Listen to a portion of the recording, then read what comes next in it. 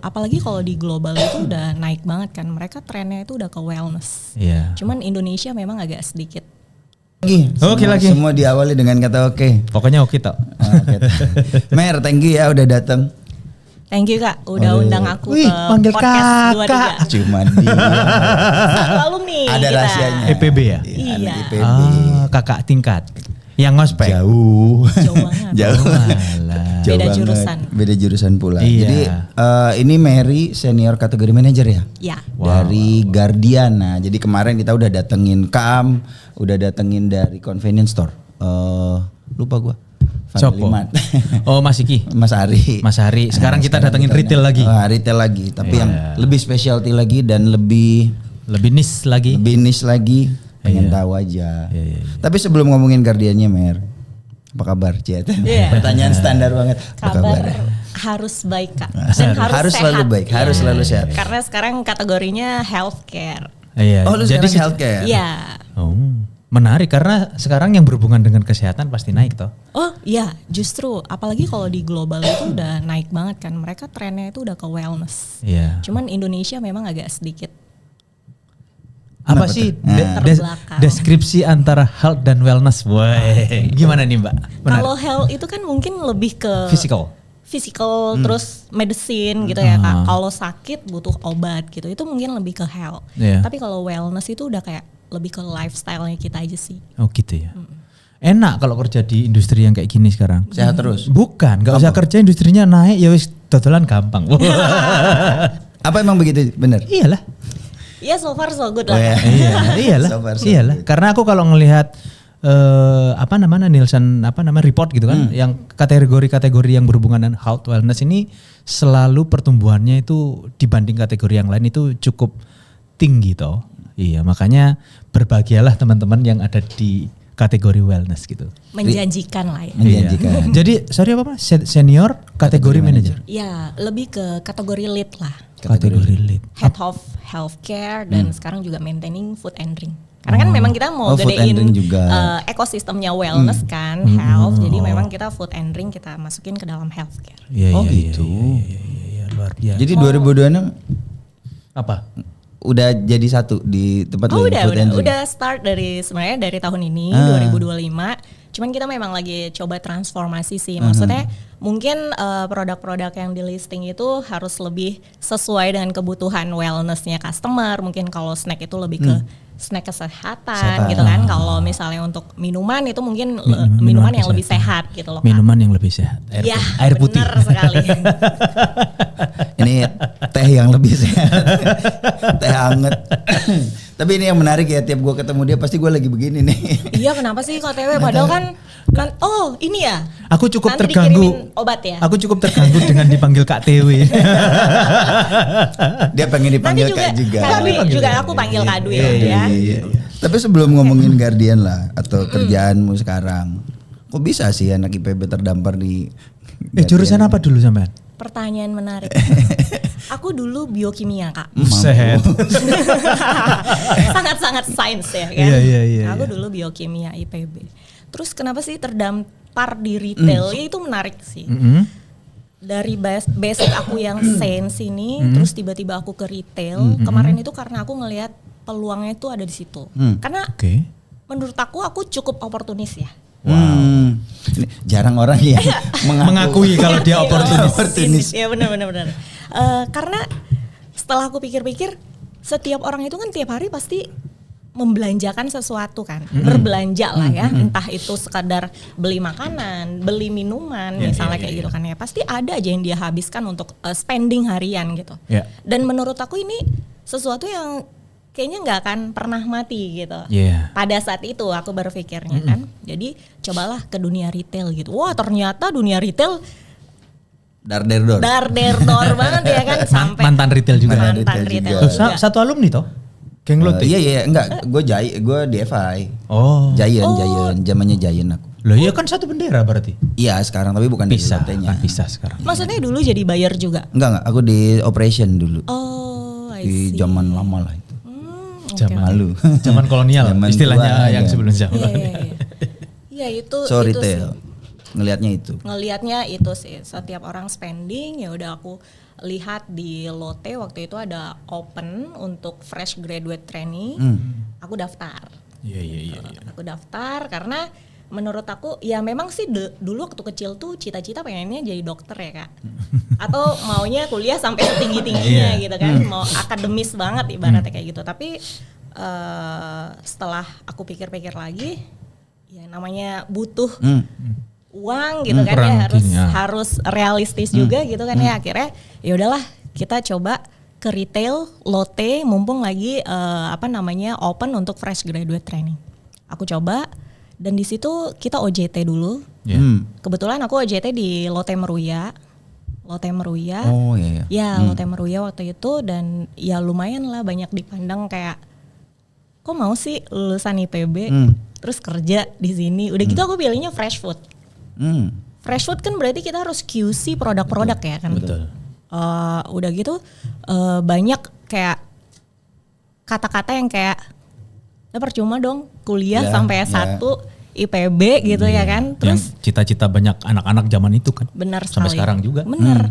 Terus mau masuk sini gitu, nggak banyak loh orang yang kayak dirimu dia bilang kayak gitu kan. Tapi aku ngerasa kayak ya udah sih ini kan jalan hidup gue gitu loh. Maksudnya setidaknya tuh kalau kita punya tujuan, punya sesuatu yang mau kita capai, terus kenapa kita harus ikutin omongan orang lain gitu ya kan? Ya udah aku akhirnya aku tetap berusaha bekerja. Maksudnya targetnya apa ya udah aku coba capai. Sampai ketika waktu itu ada kayak announcement dari head office kayak ini nih ada posisi kosong buat di commercial. Dulu di fresh operation. OJT-nya itu kebetulan di Lotte Meruya. Jadi di operation. Jadi waktu itu ya ketemu sama customer. Di situ aku belajar ketika kita benar-benar kayak menservis customer kita dengan baik, dengan passion, dengan tulus, itu customer beneran datang Kak. Jadi aku ingat banget dulu ada kayak bapak-bapak, dia udah tua. Jadi setiap dia ke Lotte itu pasti dia nyarinya aku Kak. Jadi kayak ada kayak satisfy sendiri gak sih? Maksudnya ada customer yang benar-benar kayak nungguin gue gitu. Maksudnya itu kalau bukan aku dia nggak mau belanja ibaratnya kayak gitu kan. Jadi itu kayak aku ngerasa kayak kayaknya ini gue seneng deh di retail. Karena ketika orang seneng kita jadi ikut seneng kan gitu. Jadi long story short ya udah akhirnya aku mencoba opportunity untuk menjadi commercial di head office. Nah pada saat itu aku juga ditanya kenapa kamu mau ke komersial katanya kayak gitu kan. Aku kan juga bingung ya Kak. Apaan sih itu? Apaan itu komersial? Maksudnya kan komersial di retail. Makanya komersial di retail. Udah gitu kan kita belajar sehari-hari kan operation ya kan. Nah terlintas aja gitu dalam pikiranku langsung menjawab. Oh ya sebenarnya komersial dan operation itu satu kesatuan kayak tubuh manusia. Kayak misalnya komersial itu mungkin otaknya gitu. Semua pusat informasi, data dan segala macam ada di situ. Dan ketika ada perintah dari otak, maksudnya kayak ada stimulasi gitu kan ya dari otak untuk tolong ambil minuman itu. Berarti kan tangan bekerja, bergerak. Nah, kayak operation itu adalah bagian dari anggota tubuh lainnya gitu. Jadi kan itu benar-benar kayak satu kesatuan ya kan. Aku jawab pertanyaan seperti itu. Dan akhirnya aku keterima di komersial waktu itu di fresh food ya, handle produk buah dan sayur. Situ. Itu sih pertama kali. Dan sampai sekarang masih cinta di retail kayaknya. Aku ngelihat energinya beda loh Mas, ngomongin kayak berbunga-bunga ceritanya gitu kan. Tamu-tamu kita hari ini energinya bagus semua. Iya, emang yang kemarin nggak bagus, ayo jangan ngomong lebih gitu. bagus. Benar. Aduh salah lagi. Bukan, aku ngeliatin kayaknya passionnya memang kayak di situ gitu loh Mbak rasanya. Spaksnya beda. Tapi nggak punya pikiran aku pengen nyoba yang lain gitu atau berpindah dari dari retail Pindah kuadran, ke ya. supplier atau apa gitu, nggak pernah kepikiran tuh Mbak? Kalau pindah ke supplier sejujurnya enggak. Cuman memang ada yang rekomendasiin Mer kayaknya lu cocok di trade marketing katanya gitu kan. Cuman oh enggak deh, kayaknya Jangan, gue nanti saingan sama iya. TW. Enggak apa-apa.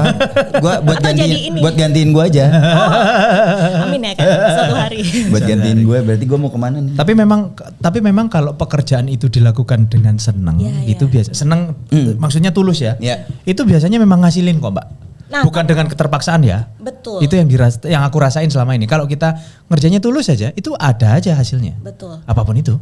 Tapi Kak, sebelum saya berusaha mencintai pekerjaan ini, itu Ada kan momennya. dar-der-dor Iya, ya. pasti. Ada momen di saat yang kayak aku berpikir kayak, hah, kuat nggak ya kayak gitu loh Kak. Namanya juga kan kita baru lulus kuliah kan, Iya. terus masuk ke dalam tempat kerja yang benar-benar nggak ada yang ngajarin gitu. Yang namanya retail FMCG emang ada yang ngajarin Kak. Mbak Mary ini late milenial ya berarti? Milenial. Late itu iya. 97, 98. Iya. Oh, ya. Segitu. Enggak. Enggak Enggak lah. milenial. 91. Berarti Oh, milenial. masih di tengah-tengah. Iya.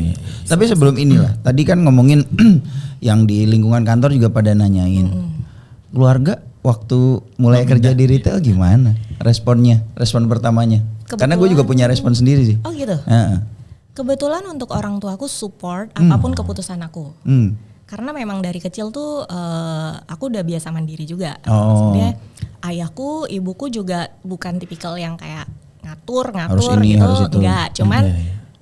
do your best aja kayak gitu. Dia tuh lebih percaya gitu. Kalau sampean responnya apa emang kemarin? Kenapa? Dulu responnya. Sakarepmu gitu. Jadi support enggak, ngelarang enggak kalau gue. Soalnya kan anak cowok kan. Iya, Oh sama iya, sih kalau benar. anak cowok. Kalau anak cowok tuh udah lebih ini. Malah dilarang. Aku kan di pertanian tuh Mbak dulu, agronomi malah. Bapakku itu orang PTP Nusantara juga kan. Ya kalau bisa jangan masuk PTP aja pokoknya, malah ngono. Oh malah gitu. Tapi disuruh kuliahnya di pertanian. Enggak, kuliah juga aku milih sendiri. Oh, Karena milih aku ngeliat sendiri. bapakku itu kalau di PTP ya, di PTP itu kan aku hidupnya di tengah perkebunan ya. Aku mau ke pasar paling dekat aja 17 kilo dulu Mas.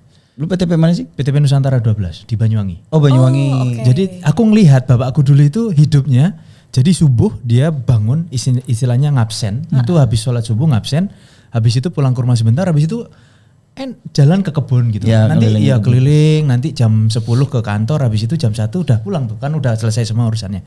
Kok kayaknya enak ya hidup di kebun gitu. Aku mikirnya dulu gitu. Ya udahlah aku tak pertanian siapa tahu masuk PTP. Tapi pas waktu kuliah, nanti kalau kerja jangan di PTP ya. Gitu. Kenapa? Ya, karena Kuliah soro doang boleh soalnya, ya. Mas, kan. Kenapa tuh? Soro Mas, enggak soro soalnya. Ini positifnya ya. Iya, Karena kerja di kebun itu akses itu susah Mbak. Iya. Dan sampai sekarang itu kayak gitu. Jalannya 17 kilo, enggak di aspal, bebatuan. Mau ngakses ke pasar aja, mau beli daging seger aja itu susah. Ya di balik itu juga banyak dramanya juga kan. Iya, Kalau lurus di situ udah pasti banyak yang enggak suka aja pokoknya. Bener. Gitu. Sama ini tadi, aku mau ngebahas lagi tadi soal otak sama badan gitu ya. Anggota tubuh. Ini kan analoginya sebenarnya make sense, sederhana, logik. Tapi faktanya kan orang operation sama orang Berantem tok. Antara HO dan sama orang operation, ya, operation bukannya sering terjadi. Apa sih yang ada di, karena Mary pernah di operation dan pernah di head office juga. Apa sih yang bikin itu jadi kayak dua sisi yang berlainan? Komunikasi sih Kak. Alignment.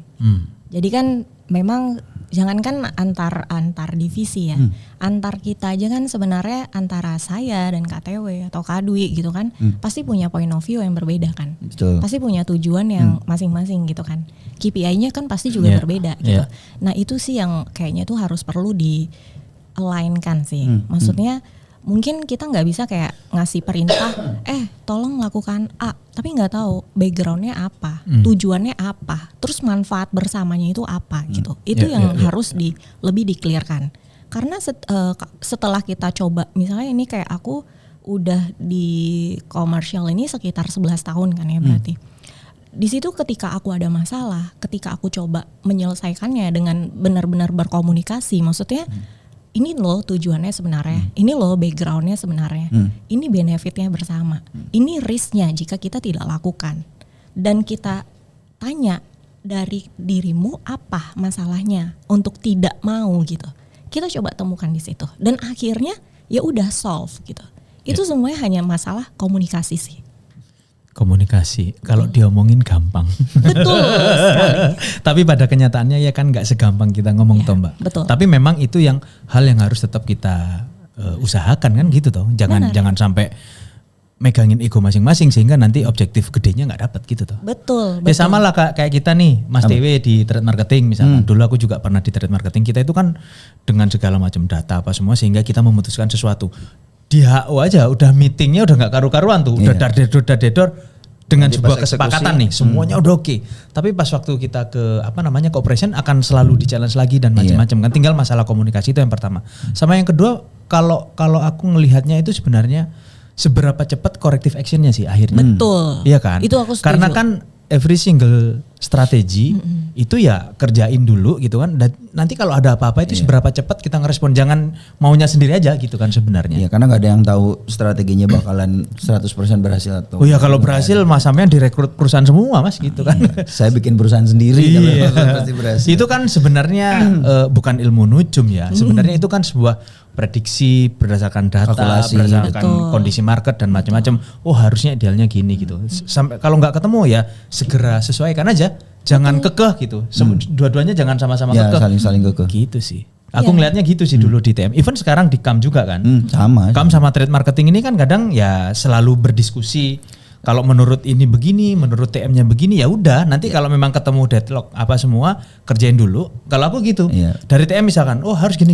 Oke, tak kerjain. Tapi kalau deadlock yuk sekarang benerin gitu aja. Gak usah otot-ototan. Hubungannya kayak Tom and Jerry lah. Iyalah. Cuman kita juga harus ingatkan karena kan ada waktu ya kan. Ketika kita time constraint-nya ada. Dan kalau kita nggak cepat ngambil keputusan ya kita akan lost momentum. Betul. Setuju aku itu. Apalagi kalau di TM itu kan yang megangin budget kan sebenarnya. Oh iya. Karena kalau dibiarin budgetnya tetap jalan. Masa sih? Sampean nggak pegang budget? Bagi-bagi deh.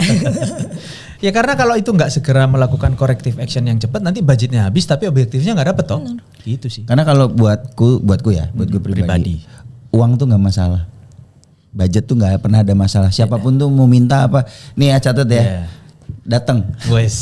Yang masalah apa? Ngeluarinnya. Sama bahasaku. Pak aku ada ini proposal lokal gini. Ya udah email aja ajuin. Disetujuin nggak ya nanti. Syarat dan ketentuannya berlaku. Ya, tapi ditaruhnya kecil di ujung.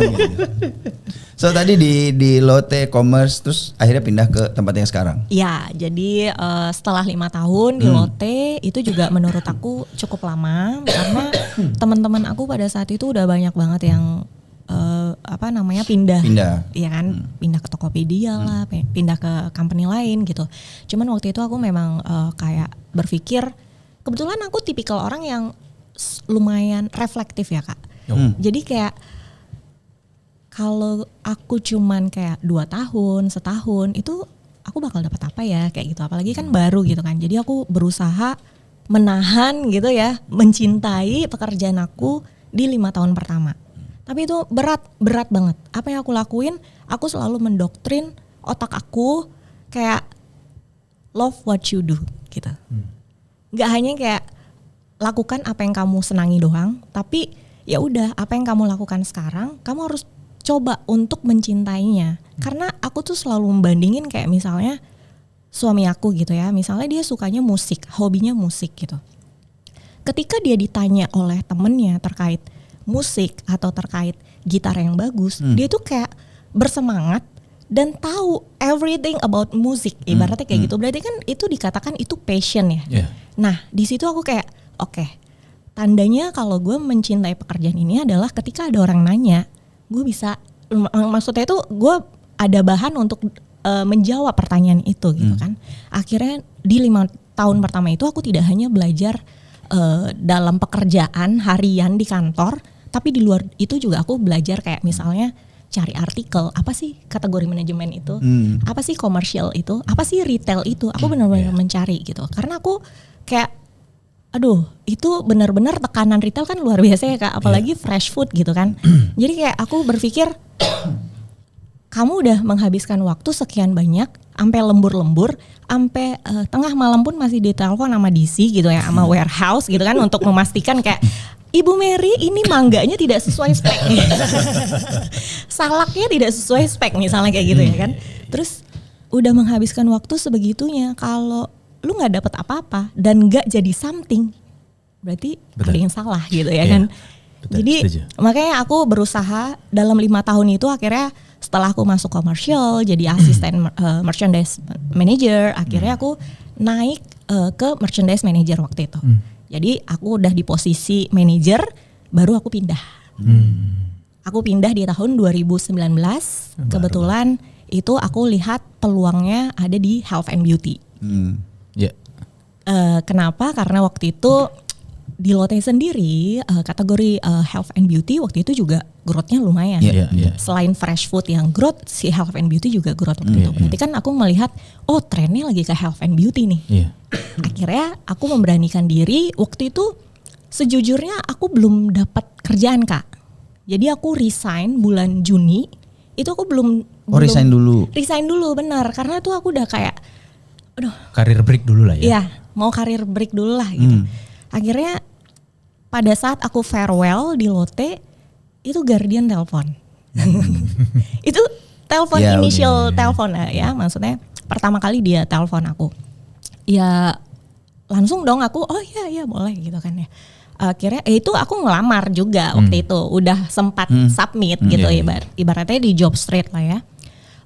Lalu akhirnya dari serangkaian proses, ya aku keterima, alhamdulillahnya aku keterima. Dan di situ posisinya jadi kategori manager. Waktu itu handle produk personal care dan baby memang. Spesifiknya karena kategori manager ya, jadi spesifik tuh dibagi lagi tuh ada apa? Hair care, oral care, sanitary napkin gitu ya. Waktu itu aku handle itu dan sekitar berapa ya? Waktu itu kan COVID ya, Kak. 2019 kan 19 terus 20 COVID ya. 20 21 itu kan kita PPKM ya. Kerja di rumah dan segala macam ya kan. Jadi nggak ada orang ke toko. Bener, nggak ada orang ke toko ya kan. Aduh, belajarnya saya baru 6 bulan ya gitu. Belajar baru 6 bulan tiba-tiba COVID ya. Harus WFH dong, belajar ya harus biasa aja, kayak ya agak sulit waktu itu ya. Cuman di situ saya belajar sih, maksudnya untuk menangkap peluang lagi-lagi oportunis, Kak. Jadi apa yang masih jalan waktu itu pada saat COVID gitu. Terus dari sisi ekonomi bagaimana sih, ya kan? Dan kebetulan kan kategori yang saya pegang kan daily basic ya, personal care, maksudnya shampoo gitu ya, personal care, oral gitu kan. Kan walaupun COVID orang tetap mandi, apalagi lebih sering mandi ya nggak? Cuman masalahnya, iya benar. Cuman masalahnya adalah barang yang dibeli masih yang mahal nggak gitu, atau udah beralih nih. Nah di situ kita nangkep peluang. Maksudnya kayak, kayaknya karena banyak PHK, ekonomi lagi lesu, ya udah akhirnya kita coba adain barang-barang yang masih worth it lah buat customer. Dan itu yang masih cukup membantu kita pada saat itu. Ya. Kalau kopimu mau diambil dulu nggak? Tuh kopinya tuh. Sini Mas. Nggak usah langsung. Nggak apa-apa. Nggak. Kamu mau minum enggak? Ambil aja. Aman. Nggak usah. Oke. Aku menarik sebenarnya kan kata-katanya cintai apa yang kamu kerjain sebenarnya itu kan.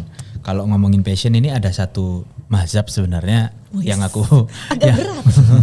Karena ngomongin passion itu kalau kita melakukan sesuatu meskipun nggak ngasilin tapi kita happy. Kayak kita podcast lah. Even sampai ngeluarin duit sendiri. Belum. Iya, karena ujungnya pasti enggak. Kalau kita nggak punya passion, ini nggak bakal jalan. Iya betul. Aku juga ngeluarin duit kok buat gini. Tapi kita ngerasa hidup, ya itu passion. Dan jangan berekspektasi kerja itu sesuai passion sebenarnya. Aku setuju. Ya karena kalau nggak ngikutin passionku main bola ya Sabtu aku main bola kali dari tadi nggak usah gini gitu kan. Tapi jadi ekspektasinya anak-anak sekarang tuh ya buat teman-teman ya udah kalau udah kerja cintai dulu baru passionnya bisa ngikutin. Gitu. Aku setuju banget itu. Iya kan? Passion itu ada yang memang kita udah passion dari awal, ada yang memang harus dibangun, di-build gitu ya kan. Nah ini contohnya untuk nge-build gitu. Tapi sekalinya nge-build passion dan harus diseriusin dan konsisten. Iya. Aku lupa Mbah Sujiwo Tejo itu pernah ngomong. Iya. Enggak, karena ini kadang bukan menyesatkan ya. Seberapa orang yang bisa kayak beliau gitu kan. Dia mengerjakan sesuatu yang dia cintai, nanti duitnya ngejar. Itu benar untuk beberapa samkes gitu kan. Tapi untuk seseorang yang enggak punya kemampuan di atas rata-rata kayak Ronaldo deh main bola dibayar. Ya kalau kamu kayak dia nggak apa-apa, tapi kalau kemampuanmu nggak kayak dia jangan gila gitu loh. Ya kalau nggak, maksudnya kayak dia, itu kan pengorbanannya banyak juga ya. Betul. Makannya sehat, hidupnya, wah pokoknya itu benar-benar teratur. Apa siap kita kayak gitu kan gitu tuh Mbak? Itu benar banget Kak. Aku juga bukan tipikal yang lulus dengan IPK cum laude, enggak juga gitu. Iya. Maksudnya cuman ya aku punya tujuan hidup gitu. Yang paling pasti adalah ketika kita tahu kita mau jadi apa. Emang mau jadi apa Mbak? Kalau kita ngomong tujuan hidup nih menarik nih. Aduh. Emang apa tujuan dream hidup? big Kak. Iya apa tuh? Aku mau jadi 1% orang Indonesia yang nantinya itu benar-benar kayak berpengaruh gitu.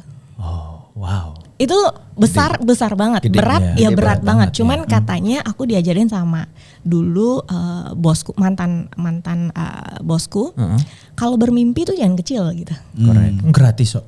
Iya, mimpi gratis. Gratis kok ya Iya. kan. Terus katanya kayak simple aja. Kalau kamu punya target sehari, target sales ya, misalnya sehari 500 juta. Terus kamu cuman ya udah 500 juta aja kamu taruh di situ. Kan pasti ada resiko-resiko kegagalan gak sih? Betul. Ya gak? Resiko-resiko kegagalan yang mana nanti achieve-nya cuman kayak 80%, 70% gitu. Itu hal-hal yang kita gak bisa kontrol. Tapi ketika kamu menargetkan di 700 juta atau 750 juta dengan well plan misalnya gitu. Ketika ada faktor-faktor yang mempengaruhi, ya kan, yang kita di luar kontrol kita gitu. At least tuh landingnya bisa di 500. At the end bisa tetap achieve. Asal nggak over premise aja. Nah, betul. Asal nggak itu kan over. harus nge-manage itu. Betul, harus well plan kan yang tadi misalnya masih bisa nih di apa namanya taruh di angka 700. Tapi ya benar-benar well plan banget. Ini mau sumbernya dari mana? Masih ada kantong kosong nggak? Masih ada opportunity lain nggak gitu. Iya, ini orang sales banget sih. Iya. Ini Benar. pertanyaanku selanjutnya. Kenapa sih kok pengen jadi 1% orang berpengaruh di Indonesia? Kenapa ya? Kalau dibilang kenapa ya mungkin apa ya Kak? Karena aku kalau ngelihat kayak orang berpengaruh itu ya benar-benar yang kayak dia tuh punya power gitu. Bisa mengatur segalanya. Bukan mengatur sih, mungkin lebih kayak apa ya, bisa dipandang atau bisa kayak memberikan dampak gitu ya ke orang lain. Nah mungkin aku tuh lebih kayak yang menurut aku ya sukses itu adalah ketika kita itu memberikan sesuatu buat orang lain dan orang itu mengingatnya gitu. Dan Legacy. itu tuh menyadarkan itu membuat aku sadar ketika aku training 7 Habit waktu itu. Jadi Stephen Covey. Iya, Stephen Covey. Jadi di training 7 Habit itu selalu dibilang, coba lu bayangin ketika nanti dirimu berumur 100 tahun atau ketika kamu meninggal gitu kan, ucapan-ucapan apa yang kamu harapkan datang dari orang-orang sekitar gitu kan. Nah dari situ kan akan membentuk kita mau jadi seperti apa gitu. Apakah kita benar-benar memberi dampak kepada orang lain, ya nggak? Nah itu sih yang memotivasi aku, maksudnya kayak oke, kalau ibaratnya gini, sekarang mungkin dampak yang bisa kita berikan hanya di circle kita ya. Maksudnya kayak tapi itu kan udah berpengaruh loh. Iya benar. Iya kan? Tapi kan kalau misalnya bisa dream big, kenapa harus kecil? Ibaratnya gitu. Itu sebenarnya kalau misalnya bicara nyata, itu nyata nggak sih Mer bisa kecapai? Ya mungkin gambling juga ya Kak, karena kan itu nggak ada yang tahu juga. Tapi so far kan kalau kita bisa berusaha semaksimal mungkin ya coba. Kalau nggak bisa ya udah gitu loh maksudnya. Betul, yang penting udah usaha, nggak usah kayak misalnya nggak dapet terus harus yang kayak pokoknya gue harus dapat, enggak gitu. Karena kan aku juga menurut aku konsep yang aku pegang sekarang itu adalah untuk build karir ya di kerjaan aku sekarang itu adalah yang pertama capability. Harus bangun dulu capability. Kamu mau jadi apa? Misalnya mau jadi komersial sampai misalnya nanti kayak aku kan memang punya target nih dari awal aku berkarir itu sebenarnya aku punya target 1 tahun, target 2 tahun, 3 tahun sampai nanti aku sampai memang kalau bisa dibongkar ya, memang aku targetnya itu menjadi commercial director di tahun 2030. 2030. Jadi ini aku masih ada waktu gitu ibaratnya kayak gitu kan ya. Nah, apa yang harus aku bangun gitu kan untuk mensukseskan atau misalnya benar-benar yang kayak itu kejadian. Yang pertama build dulu capability. Correct. Apa sih capability yang harus dipunya sebagai seorang commercial director ibaratnya gitu. Ini kan ibaratnya tinggal selangkah ibaratnya kayak gitu ya Kak. Cuman kan itu kalau datang sekarang ya aku belum siap. karena baru kan, baru naik itu sekitar 3 tahun lah ibaratnya kayak gitu. Dan aku masih banyak belajar gitu. Dan itu kan skop untuk mempengaruhi orangnya juga lebih besar ya kan. Nah itu build capability dulu. Capability bukan hanya masalah teknis, tapi juga people. Ini yang agak sulit. Yang tadi basic aku adalah sains ya. 1 tambah 1 pokoknya 2 aja. Makanya. Kalau manusia 1 tambah 1 bisa jadi 2000 itu. Itu dia. 2-nya bisa dapat dari mana aja. Makanya. Kesulitannya di situ. Aku berangkat dari sains soalnya. Jadi ada hal-hal yang menurut aku mutlak saklek, ya kan? Dan itu yang aku harus ubah. Ketika aku harus menjadi menggapai level yang lebih tinggi, yaitu people. Aku jujur, aku harus banyak belajar terkait people, soal empati dan segala macam. Karena ketika aku mengetahui kelemahan aku adalah di situ gitu ya itu aku tahu kelemahan aku karena getting feedback dari atasanku. Karena kan kita punya year end review kan, maksudnya apa yang bagus, apa yang harus diimprove dan segala macam. Dan aku menyadari itu. Yang kedua, selain capability, connection. Connection itu sangat-sangat mempengaruhi kita gitu. Terus yang ketiga adalah faith, kepercayaan. Sebagai seorang muslim tentu dong yang namanya jalur langit, Kak. Kalau misalnya anak-anak zaman sekarang ya kalau tanpa jalur langit ya susah juga ya. Iya, ini jalur yang paling ajaib. Itu dia, betul. Aku kenal dengan beberapa orang yang ya dalam tanda kutip ya, penilaian manusia kan bisa jadi salah ya. Kayaknya nggak pintar-pintar amat gitu, tapi kenapa kok karirnya oke? Tak telusuri. Nemenin orang tuanya itu sampai segitunya kadang. Wah itu jalur-jalur yang kadang ajaib sih. Benar. Tapi anyway, pun misalkan nanti, ya kalau aku berdoanya supaya sukses gitu. Pun misalkan kalau selama sampai 2030 nggak jadi itu apa? Nggak apa-apa. Nggak apa-apa kan sebenarnya. Nggak apa-apa. Iya, tapi itu mimpinya taruh aja dulu. Iya taruh dulu. Maksudnya kan kita ada plan A, plan B. Memang aku itu punya sebenarnya tuh dulu kan memang plan aku menjadi 2030 itu adalah menjadi commercial director. Cuman lately aku berpikir kayak aku tipikal yang kayak kalau bisa kita yang kontrol, maksudnya aku apa yang bisa kontrol gitu ya? Iya, apa yang kita bisa kontrol itu akan lebih baik. Fokus ke apa yang kita bisa kontrol gitu kan daripada yang tidak bisa dikontrol. Nah, menarik ketika kalau misalnya kita menjadi womanpreneur gimana ya? Itu kan juga tertarik ya. Maksudnya ada pilihan ibaratnya kayak gitu kan. Maksudnya itu hal-hal yang mungkin kita bisa decide gitu.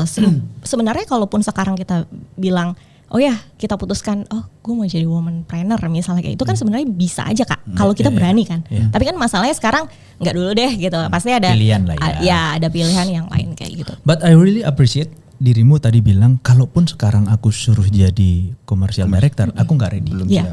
Dan itu aku jadi salah satu refleksi buat aku juga. Kalaupun sekarang aku untuk ke situ, jadi pertanyaan besar buat aku kan, aku ready atau enggak. Sebenarnya dari kemarin kayak gitu kan, banyak ada beberapa tawaran lah gitu kan. Cuman aku mikirnya, is it the right time gitu kan dengan, karena ya itu tadi kan ada capability, ada yang kedua apa connection. Tadi? Connection sama faith. Kalau aku ada lagi 2 tuh. Selain capability, kadang ada kesempatan. Kesempatannya ada ditawarin dan macam-macam. Yang terakhir kan keberuntungan. Keberuntungan relate ke faith gitu kan. Dan itu nggak banyak loh orang yang ngukur. Kadang pengen aja pokoknya naik gitu kan. Tapi kadang ngerefleksikan apakah memang iya kita itu udah dalam tanda kutip pantas di posisi itu gitu kan. Kadang kan aku mikirnya sih ya, nggak apa-apa sharing Mas. Aku mikirnya kayaknya aku cocok di situ gitu kan. Tapi saat kesempatan itu datang tapi bukan aku yang di situ, aku mikirnya sesimpel ya bukan yang pas aja. Memang masih belum pantas, memang bukan aku di situ. Jadi ya biasa aja gitu. Jadi jangan terlalu stres. Ya Gusti Allah berarti belum nganggep saya pantas di situ gitu aja kan, Mbak. Betul. Gitu sih. Dan nggak banyak loh orang yang kayak Mbak Mary ini punya pikiran yang aku kayaknya masih belum. Itu kalau menurutku salah satu value yang kayaknya harus tiap orang harus bisa ngelihat punya. Iya sih. Karena aku memang menjatahkan maksudnya kayak aku ada waktunya ya Kak. Ketika aku dari merchandise manager, dari manager menjadi senior manager gitu kan ya. Itu tuh aku butuh waktu sekitar 5 tahun. Harus butuh waktu sekitar 5 tahun gitu. Tapi memang kemarin itu ada opportunity di tahun keempat. Jadi waktu itu benar-benar aku kayak berpikir ulang, reflektif lah ya. Maksudnya kayak ini tahun keempat. Which is tinggal setahun lagi ibarat gitu. Tapi kesempatannya datang setahun lebih cepat gitu kan. At least itu aku udah progress kayak 80%. Iya kan Kak? Tinggal 10 lagi gitu. Tinggal 20 lagi gitu kan ya. Terus kalau aku nggak ambil sekarang, potensi aku dapat lagi tahun depan tuh ada apa enggak? Itu juga menjadi pertimbangan juga waktu itu. Tapi karena aku itu udah di kayak tahun keempat dan tinggal setahun lagi, aku berani untuk grab gitu. Tapi kalau kayak misalnya dari sekarang ke level berikutnya itu aku menargetkan 7 tahun. Karena nggak mau dong aku kayak matang di karbit kayak mangga. Itu aku setuju banget sih itu. Mangga matang di karbit rasanya kan agak nggak alami. Kadang ya somehow juga ngelihatnya ekspektasi kan. Kalau nggak mau kecewa, pengen sesuatu boleh tapi jangan terlalu tinggi lah Mas. Kalau ini nggak kecapai biar jangan maksa jadinya. Betul. Ada dua hal sih yang aku lihat, Mer. Tapi nanti di ujung nanti gue mau tanya sesuatu, tapi itu nantilah. Pertama di soal passion. Soal passion. Ini kan lu sangat passionate. Kenapa juga gue ngundang lu ke sini kan karena gue ngerasa waktu kita pertama kenal emang lu passionnya tuh memang beda gitu. Jadi gue rasa banyak yang bisa diceritain. Pertanyaannya adalah gini. Di tim, lu pasti punya tim kan? Oh, punya. Pertanyaannya adalah apakah passion lu itu bisa lu bagi ke tim lu supaya timnya juga lari, atau ya normal lah, tim pasti ada yang perform, ada yang nggak perform.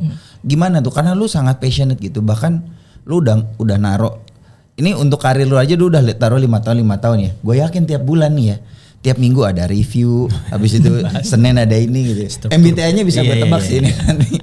Terakhir MBTI kapan? Kapan ya? Aku lupa lagi. Nanti gue tebak terakhir lah. Anyway, itu satu yang passion ya. Jawab dulu deh yang pertama dulu, nanti yang kedua belakang. Oke, bisa nggak menularkan itu tuh ke tim kayak gitu kan ya? Misalnya tim bisa catch up nggak dengan ambisi atau passion itu gitu ya? Menarik Kak. Jadi waktu awal itu kan memang pada saat kita masih menjadi asisten manager atau merchandise manager, itu kan mungkin kita lebih banyaknya sebagai individual kontributor. Iya. Ya, betul. Individual kontributor. Yeah. Tapi ketika kita udah di level kayak senior gitu ya, yang timnya udah lebih banyak, udah lebih dari 5 misalnya kayak gitu, itu kan berarti kita udah menjadi people manager. Yeah, betul. Yang mana pekerjaan teknis itu kan sebenarnya udah bukan di kita. Kita sebenarnya tuh kayak empowering mereka, ngasih guideline yang jelas gitu kan, ada clear apa namanya, ada direction, clarity lah ya, ada clear direction, ada clarity di situ. Nah di situ yang memang agak challenging awalnya, karena kan kita menggebu-gebu nih kan, maksudnya nih biasanya bisa nih, biasanya kita yang kerjain nih kan, tapi ketika itu harus dikerjakan oleh tim, ya awalnya agak challenging, cuman akhirnya saya mengadakan one on one. Jadi lebih merutinkan one on one ke tim. Jadi kayak bi-weekly. 2 minggu sekali. 2 minggu sekali itu dengan tim benar-benar satu-satu 1 jam gitu Kak. Jadi setengah jam itu benar-benar nanya kayak di luar pekerjaan. Kayak misalnya kamu kerja buat apa gitu loh. Maksudnya coaching ya? Cuman iya coaching, lebih ke coaching. Maksudnya tujuan kamu kerja apa, terus cita-cita kamu ke depannya apa, kayak gitu kan, lebih ke coaching aja.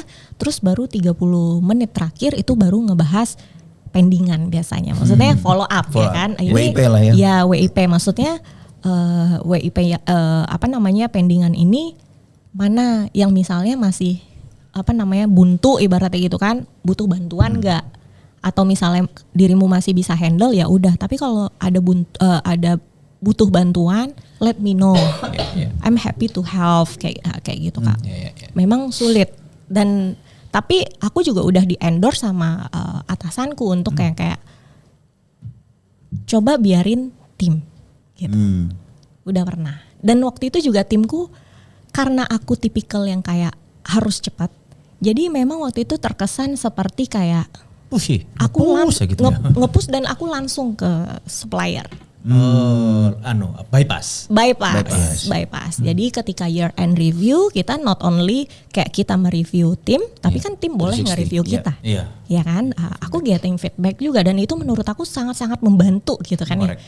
Dan salah satu timku mengatakan, Mer, boleh nggak kalau misalnya tuh dirimu jangan terlalu bypass gitu, karena takutnya mungkin langsung aku menganggap mungkin dia merasa kayak tidak nggak nyaman karena juga. Karena nanti nggak dianggap loh. Betul sekali. Jadi nanti hal kecil pun supplier langsung kan, ibaratnya kayak gitu. Jadi oke. Maksudnya padahal niat aku tuh sebenarnya kayak mau memberikan contoh gitu, mau kayak lead by example.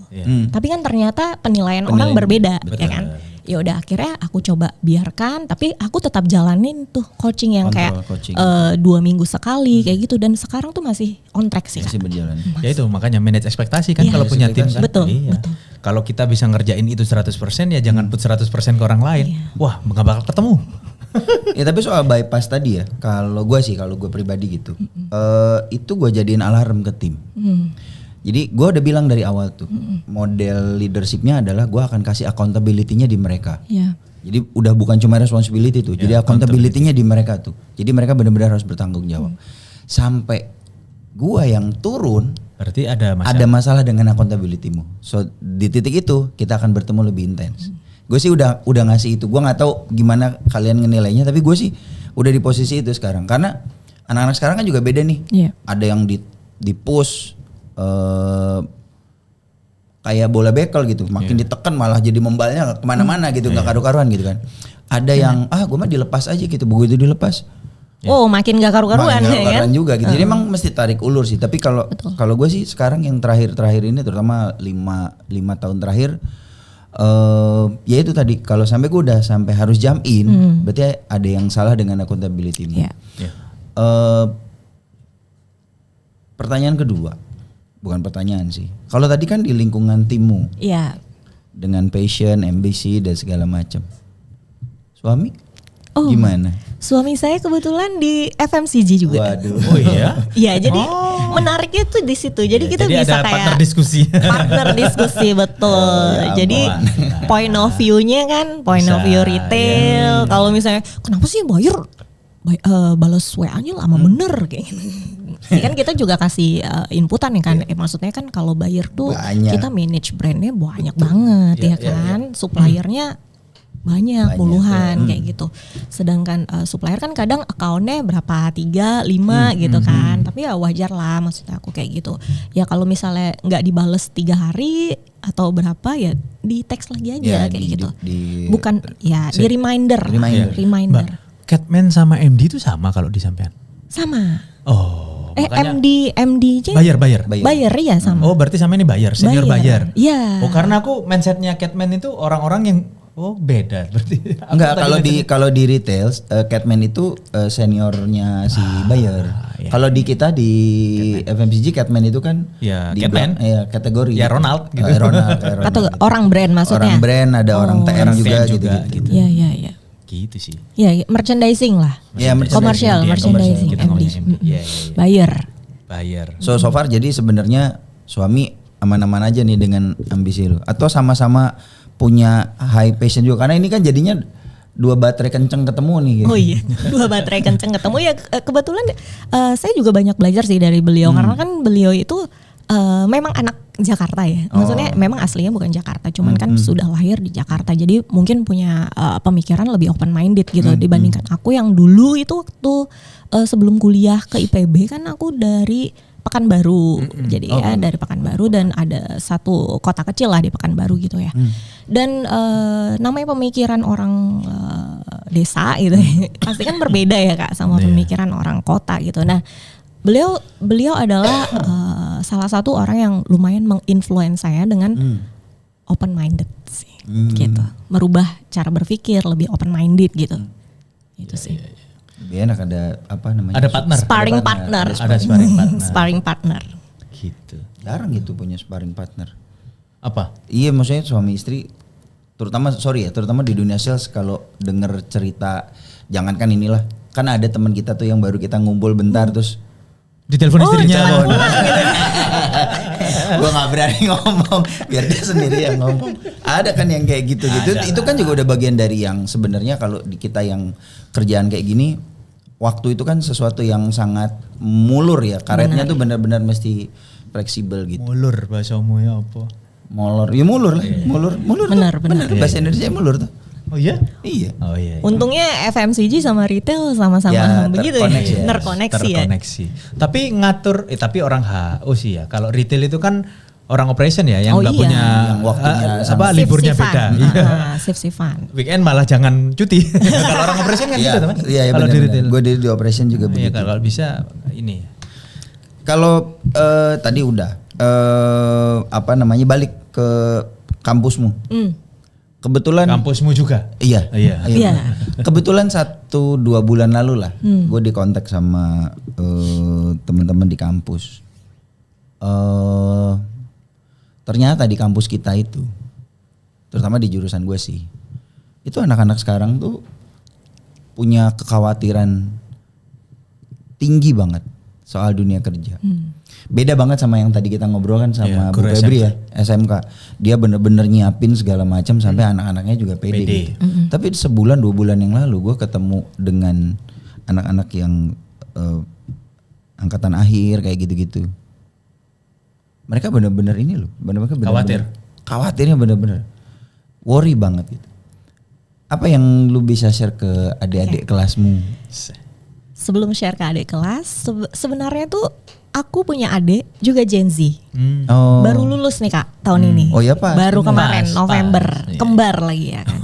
Itu juga sama lah punya kekhawatiran. Terus kemarin di akhir bulan lalu juga kebetulan ada kesempatan buat jadi speaker di ketemu alumni biokimia gitu. Dan memang pertanyaannya itu kayak keresahannya mereka gitu. Yeah. Nanti gue kerja apa ya gitu. Betul. Nah pesan aku adalah yang tadi, ketika temukan dulu kamu mau jadi apa, peluangnya di mana gitu. Kalau misalnya belum tahu mau jadi apa, tangkap dulu lah peluangnya gitu. Baru build passionnya dari situ gitu.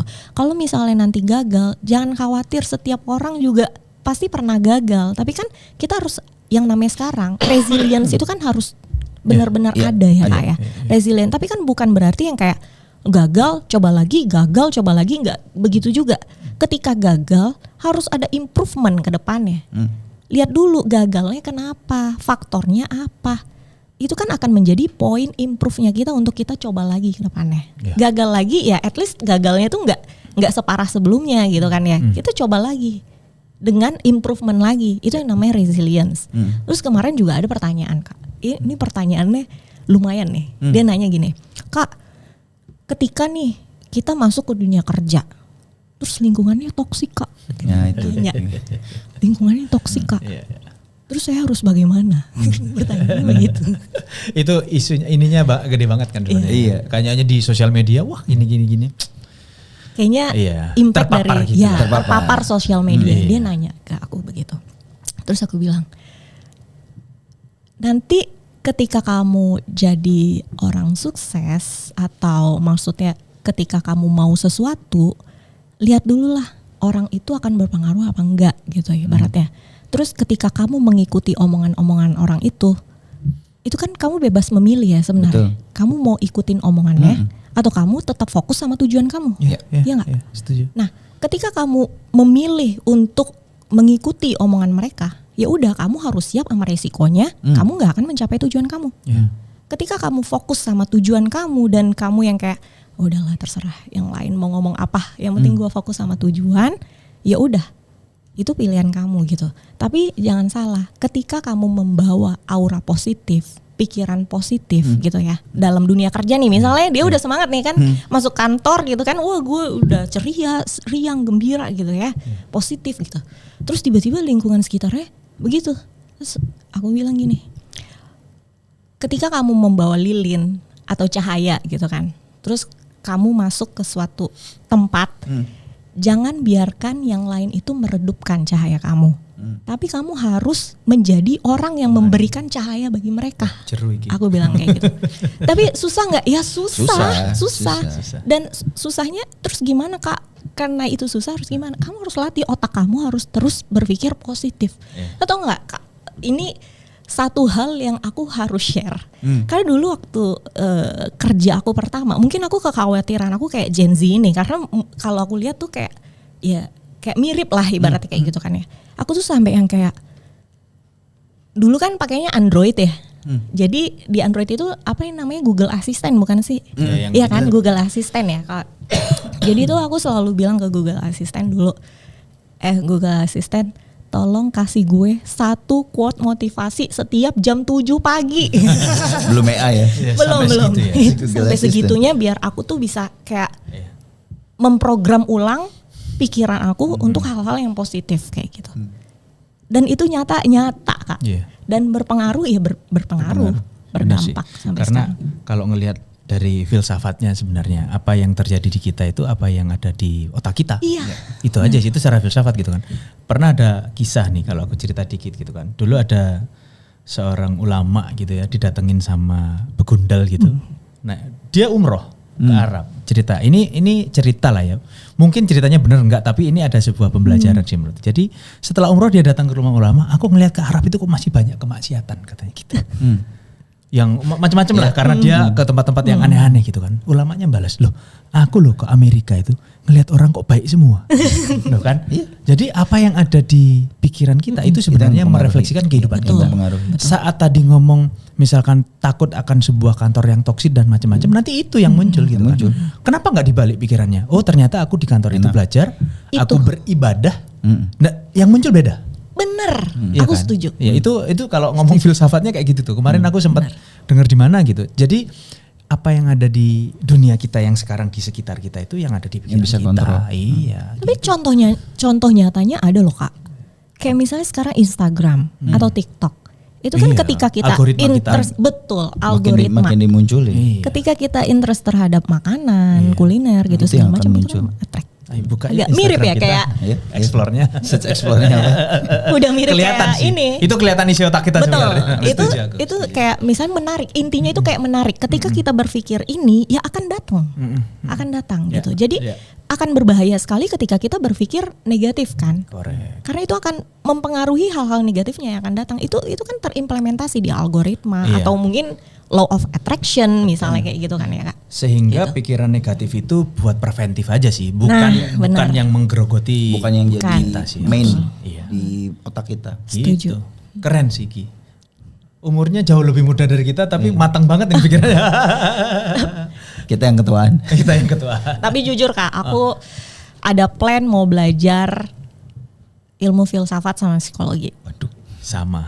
Iya. Tapi aku udah mulai baca sih beberapa bukunya. Iya, baca. Kayak menarik Kak. Iya, ngomongin karyanya Ibnu Sina itu bagus. Ibnu Sina benar. Karena dia saintis. Ya. Filsafatnya sains. Cocok kalau buat sampean tuh. Iya ya. Nanti coba kita. Sampai anakku tak kasih nama Avicenna tuh. Karena aku sangat kagum sama Ibnu Sina. Oh. Ibnu Sina itu Avicenna itu kan bahasa Yunani-nya. Iya. Latin. Makanya itu bagus banget. Ada bukunya Ibnu Sina itu bagus tuh, rekomendasi sih. Benar. Gitu Mas. TW. Kenapa denganku? Ya nggak apa-apa. Oke, Mer. Thank you banget waktunya. Udah cerita panjang lebar. Berbagi passion lu buat kita pastinya sama buat yang dengerin. Mudah-mudahan ini. So sukses selalu, lancar-lancar, sehat. Apalagi? Mungkin nanti juga satu waktu kita ada sesuatu yang bisa kita kolaborasikan lah. Dan buat teman-teman yang mau masukin barang susah ke Guardian, ini orangnya. Nanti profilnya tak taruh di YouTube. Tapi yang berhubungan dengan wellness dan health kan Mas. Selama ini kayaknya listing susah dan macam-macam. Nah ini ketemu langsung seniornya, nggak apa-apa toh. Kalau ada sport drink ya kan, health drink, kolagen boleh. Tuh, terbuka nih pas. Mbak, thank you Mbak. Udah jauh-jauh dari Bogor. Sabtu-Sabtu.